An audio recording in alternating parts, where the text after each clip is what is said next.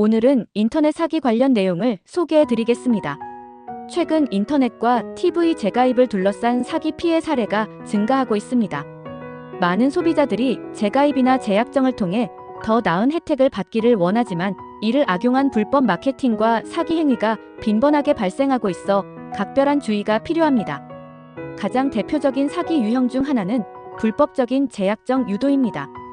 일부 업체에서는 고객에게 전화나 문자로 접근하여 기존 계약이 곧 종료되거나 더 좋은 혜택을 받을 수 있다며 재약정을 유도하는데 약속한 사은품을 지급하지 않거나 계약 후 연락을 끊어버리는 사례가 많습니다.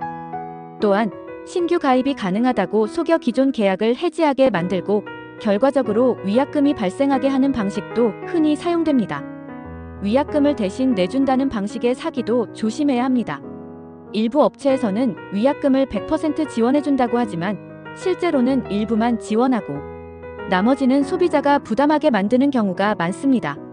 또한 위약금 대납을 조건으로 추가적인 할부 계약을 강요하는 사례도 있어 반드시 계약 내용을 꼼꼼히 확인해야 합니다.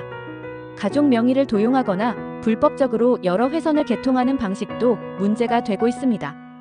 본인의 명의로 가입이 어려운 경우 가족 명의를 이용해 신규 가입을 진행한 뒤 이후 요금이 가족에게 청구되는 사례가 발생하고 있습니다. 이는 명예 도용 및 서류 조작과 관련된 법적 문제가 될 수 있기 때문에 더욱 신중한 접근이 필요합니다. 이러한 사기 피해를 방지하기 위해서는 반드시 공식적인 채널을 통해 가입을 진행하는 것이 중요합니다. 인터넷과 TV 서비스를 변경하거나 재가입할 때는 해당 통신사의 공식 고객센터에 직접 문의하여 정확한 정보를 확인해야 합니다.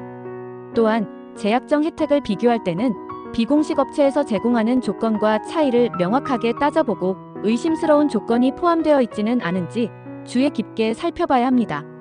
위약금 대납이 포함된 계약을 진행할 경우에는 실제로 위약금이 전액 지원되는지 반드시 서면으로 확인하고 추가적인 할부 계약이나 숨겨진 비용이 없는지 검토해야 합니다. 명예 도용과 관련된 피해를 예방하기 위해서는 계약 시 본인의 신분증과 관련 서류를 직접 확인하고 가족이나 타인의 명의를 사용한 계약을 요구하는 경우 단호하게 거절해야 합니다. 만약 사기 피해를 입었거나 의심되는 상황이 발생했다면 즉시 관련 기관에 신고하는 것이 필요합니다. 불법 텔레마케팅 신고센터, 소비자 보호기관, 통신사, 고객센터 등을 통해 문제를 접수하고 추가적인 피해가 발생하지 않도록 신속하게 조치를 취하는 것이 중요합니다. 특히 계약 과정에서 불법적인 행위가 있었다면 경찰청, 사이버 수사국 등을 통해 법적 대응을 고려하는 것도 필요합니다. 인터넷과 TV 재가입과 관련된 사기 피해를 예방하려면 공식적인 정보를 바탕으로 신중하게 계약을 진행해야 합니다.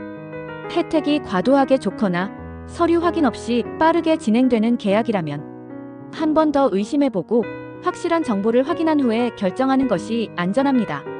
지금까지 시청해주셔서 감사합니다.